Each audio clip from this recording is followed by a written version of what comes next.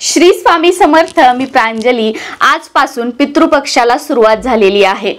पुढील 15 दिवस जे आहेत ते पितृपंधरवाडा म्हणजे पितृपक्ष म्हणून ओळखले जातात आणि आपापल्या पित्रांच्या तिथीला आपण तर्पण, पिंडदान, श्राद्धविधी या गोष्टी करत असतो.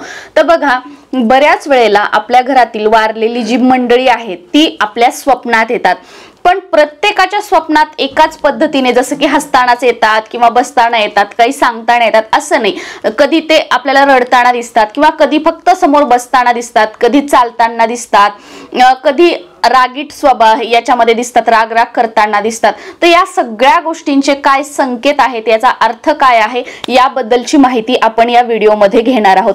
सर्वात अगोदर या पितृपंधरवाड्यामध्ये जर आपल्या पित्रांची तिथी झाली, तुम्ही तर्पण, श्राद्धविधी सगळं घातलं आणि त्यानंतर जर आपले पित्र तुमच्या स्वप्नामध्ये की हसत मुद्रेमध्ये आले, झोपेमध्ये म्हणजे आले, ते हसतायत, प्रसन्न तुम्हाला ते दिसले आणि फक्त फिरले, 1-2 मिनिटं तुमच्या समोर थांबले, हसले आणि परत तुमचं ते स्वप्न मोडलं, तर अशा वेळेला समजून जायचं की या पितृपक्षामध्ये तुमच्या पित्रांच्या तिथीला जो काही आपण विधी केलेला आहे किंवा या पितृपंधरवाड्यात आपल्या पित्रांसाठी तुम्ही जे काही दान केलेलं आहे, जे काही केलेलं आहे ते त्यांच्यापर्यंत पोहोचलेलं आहे आणि त्यांचे आशीर्वाद आपल्याला प्राप्त झालेले आहेत.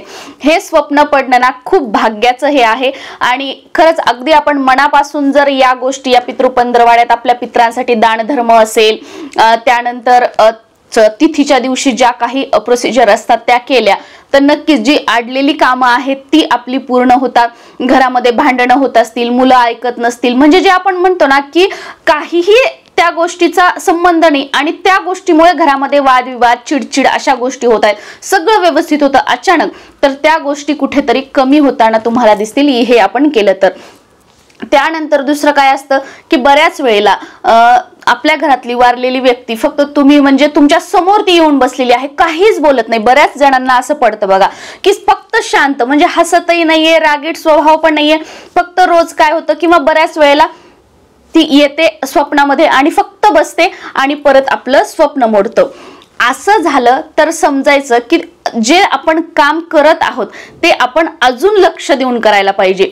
त्याच्यामध्ये आपलं एखाद्या वेळेस नुकसान होऊ शकतं किंवा आपण चुकीचं काम करत आहोत, त्यामुळे जे तुमचं काही तुम्ही त्या वेळेला तुमचं एखादं काम चालू असेल किंवा काही चालू असेल तर ते तुम्ही लक्ष देऊन करा. एकतर ते चुकीचं काम आहे, तुम्ही चुकीच्या मार्गावर जात आहात किंवा त्याच्यामध्ये तुम्हाला मागे पुढे काही लॉस होऊ शकतो किंवा काहीतरी होऊ शकतं नुकसान त्याच्यामध्ये. त्याच्यामुळे लक्षपूर्वक जे तुम्ही त्यावेळेला तुमच्या हातात काम आहे तुम्ही विचार करा की एखादं समजा तुम्ही घराची डील करताय किंवा काय करताय, तर ते लक्षपूर्वक सर्व बाजूंनी विचार करून आपण करायला पाहिजे की याच्यात माझं कुठे तर नुकसान होत नाही ना, किंवा मी चुकीचं काम तर करत नाहीये ना, कोणी मला फसवत तर नाहीये ना, हा त्या गोष्टीचा अर्थ आहे. आणि हे तुम्ही चूक आपली एक वेळेस हे केली, पित्रांचं स्मरण केलं, माफी मागितली की तुम्हाला हे स्वप्न पडणं बंद होऊन जातील. त्यानंतर तुमच्या पित्रांची समजा तिथी तुम्ही विसरले, तुम्हाला लक्षात नाही की त्यांची तिथी काय आहे, तुम्ही समजा हे करत नाही, तुमचं मेन घर आहे तिथे करतात पित्र, मग आम्हाला करायची काय गरज आहे, असं तसं तुम्ही विचार करताय, म्हणून तुम्ही पितृपक्षामध्ये किंवा त्यांच्या तिथीला तुम्ही काहीच करत नाहीये आणि ती पित्रांची तिथी जवळ आली किंवा ती तिथी होऊन गेली तर तुमच्या घरावर समजा एखादा कावळा येऊन तुमच्या अंगणामध्ये बसतोय, तुमच्या घरामध्ये बसतोय, असं स्वप्नात दिसते किंवा ती मृत व्यक्ती तुमच्या स्वप्नामध्ये येते आणि मला भूक लागलीये, मला तहान लागलीये, म्हणजे काहीतरी असं म्हणते, तर याचा अर्थ की तुम्ही आपल्या पित्रांची जी सेवा आहे, जे काही आहे, आता ठीक आहे तिथी गेलेली आहे तर पुढच्या तिथीला तुम्ही करा, तोपर्यंत आधीमध्ये तुम्ही आपल्या पित्रांच्या नावाने एक दुधाची पिशवी असेल किंवा काही दान धर्म असेल तो आपल्याला करायचा आहे. आपल्या पित्रांचं नाव घेऊन ते आपल्याला दान करायचं आहे. हेही शक्य नसेल तर तुमच्या घराच्या आजूबाजूला कोणतंही कुठे मंदिर असेल तर त्या मंदिरामध्ये पित्रांचं नाव घेऊन त्यांच्या नावाने दानपेटीमध्ये काहीतरी दान करायचं आहे. याचा अर्थ काय, ते पित्रांना वाटतं की आपण त्यांच्यासाठी काहीतरी करावं आणि हे केल्यानंतर तेव्हाही तुम्हाला लक्षात येईल की तुमचं एखादं काम होतं की तुम्ही त्याच्यासाठी खूप प्रयत्न करत होता पण ते होत नव्हतं आणि हे केल्यानंतर तुमचं ते काम अचानक म्हणजे सगळे प्रॉब्लेम्स दूर झाले आणि तुमचं ते काम पूर्ण झालं, असा अनुभव तुम्हाला येईल. ह्या गोष्टी स्वतः हे जे स्वप्न सांगितलं की खाण्याचं वगैरे, हे माझ्या आजूबाजूला जे लोक आहेत त्यांच्यासोबत घडलेले आहे आणि हे आमचा म्हणजे स्वतःचा अनुभव आहे की त्यावेळेला आम्ही ज्या ज्या गोष्टी केल्या माझ्या आजूबाजूच्या लोकांनी, तेच मी तुम्हाला सांगत आहे.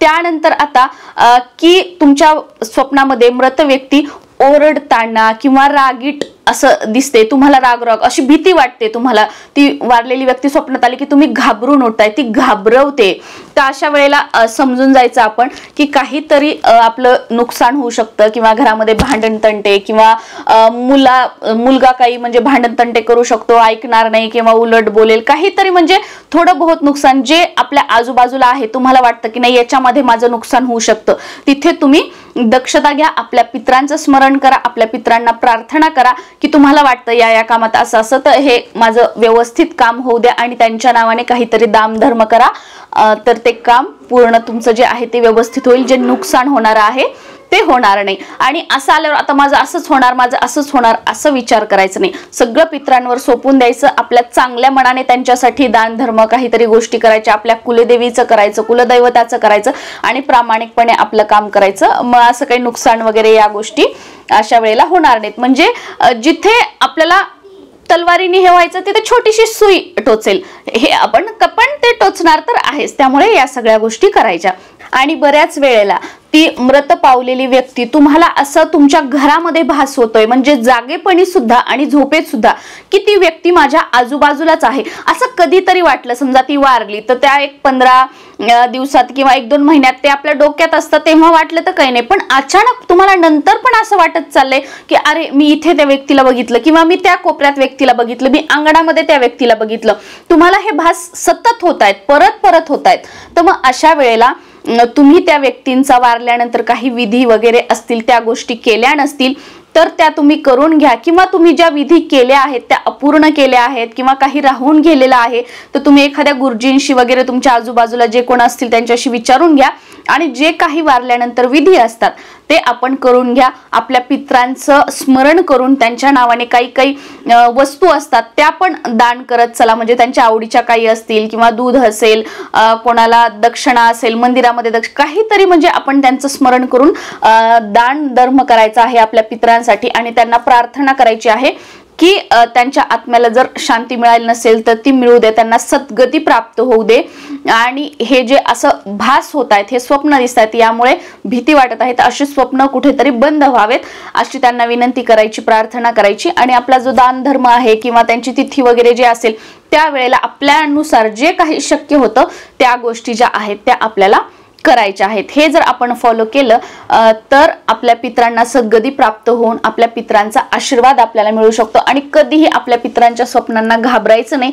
ते स्वप्न आपल्याला काय सांगतं, याच्यातून आपल्याला काय सांगण्याचा त्यांचा प्रयत्न आहे, आपल्याकडून काय चुकत आहे याचा विचार करायचा आणि त्या गोष्टींमध्ये बदल केले ना की हे जे स्वप्न पडणं आहेत ते आपोआप बंद होतात. आणि आपल्या पित्रांचं जर आपल्या घरामध्ये एखादं मंगल कार्य असेल, शुभ कार्य असेल तर नेहमी त्यांचं स्मरण करायचं, कधी विसरून जायचं नाही.